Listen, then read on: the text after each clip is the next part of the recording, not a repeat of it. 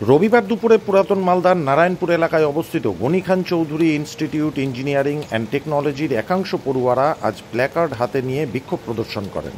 অভিযোগ, এই ইনস্টিটিউটের আগামী ম্যাকআউট ইভেন্ট পরীক্ষা রয়েছে, আর 38 জন পড়ুয়ার ম্যাকআউট পরীক্ষা থেকে নাম বাদ পড়েছে। এমনকি কেনই বা কর্তৃপক্ষ তাদের নাম বাতিল করেছে, এই প্রশ্ন তুলে এদিন ইনস্টিটিউটের গেটের সামনে প্ল্যাকার্ড হাতে নিয়ে আন্দোলন করেন তারা। তাদের বক্তব্য, কেনই বা তাদেরকে বাদ দেওয়া হলো, তাদের নাম যাতে থাকুক তারই প্রতিবাদ জানান তারা। যদিও এ বিষয়ে কলেজ কর্তৃপক্ষের ডিন ক্ষীরত কুমার দাস তিনি জানিয়েছেন, এ বিষয়ে তারা ম্যাকআউটের সাথে যোগাযোগ করেছেন, ফর্ম রিলিজ করলেই সমস্যার সমাধান হয়ে যাবে। অভিযোগটা কি আপনাদের? স্যার, অভিযোগ এটাই যে স্যার কলেজে আমাদের সাথে পার্সিয়ালিটি করা হয়েছে। স্যার, টোটাল 102 জনকে নট এলিজিবল লিস্ট দেওয়া হয়েছিল এবং তার মধ্যে 65 জনকে রাতারাতি এলিজিবল করে দেওয়া হয়। বাট আমরা যে 38 জন এখানে উপস্থিত, আমাদের 38 জনকে কোনো কোথাও কিছু বলা হয়নি এবং এই 38 জনকে নট এলিজিবল করে দেওয়া হয়। কি মানে কত পার্সেন্টেজ হিসাবে আপনাদেরকে বাদ দেওয়া হয়? অ্যাকচুয়ালি স্যার, আমাদের মধ্যে যত 38 জন আছে এদের মধ্যে স্যার পার্সেন্টেজের ডিফারেন্স ছিল 8%, 6%, 7%।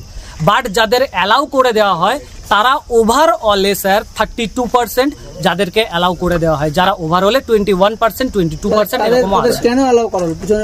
স্যার, এই কারণটাই যখন আমরা স্যারদের কাছে জানতে যাচ্ছি বারবার, তখন আমাদেরকে বলা হচ্ছে, যখন হেড অফ দ্য ডিপার্টমেন্টের কাছে জানতে যাচ্ছি উনি বলছেন ডিনের কাছে যাও, যখন ডিনের কাছে জানতে যাচ্ছি উনি বলছেন হেড অফ দ্য ডিপার্টমেন্টের কাছে যাও। আমাদেরকে আজ পর্যন্ত কোনো clear cut officially or unofficially কিছু বলা হয়নি। 38 স্টুডেন্টের ফর্মটা রিলিজ করার জন্য ম্যাকআউট আমাদের ওই রিকোয়েস্টটা কনসিডার করেনি এখন অবধি।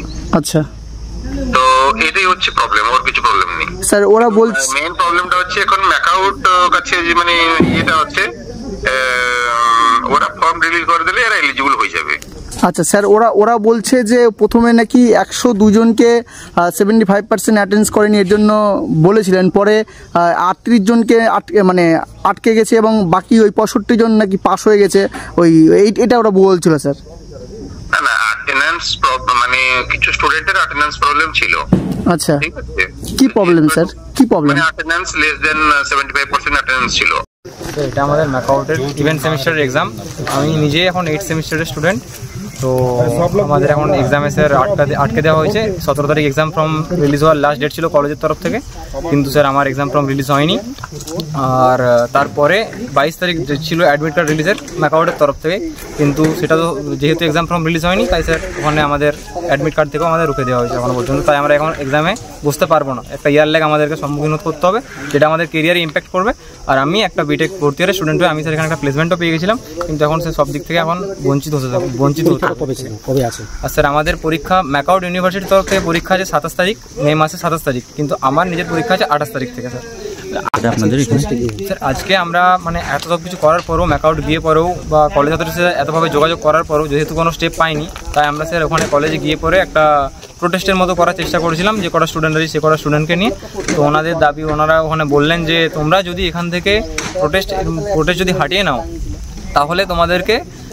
তাহলে আমরা চেষ্টা করবো আমাদের তরফ থেকে, আর যদি তোমরা না হাঁটাও তাহলে আমরা কিছু করতে পারবো না। ব্যুরো রিপোর্ট, সংবাদ বাংলা।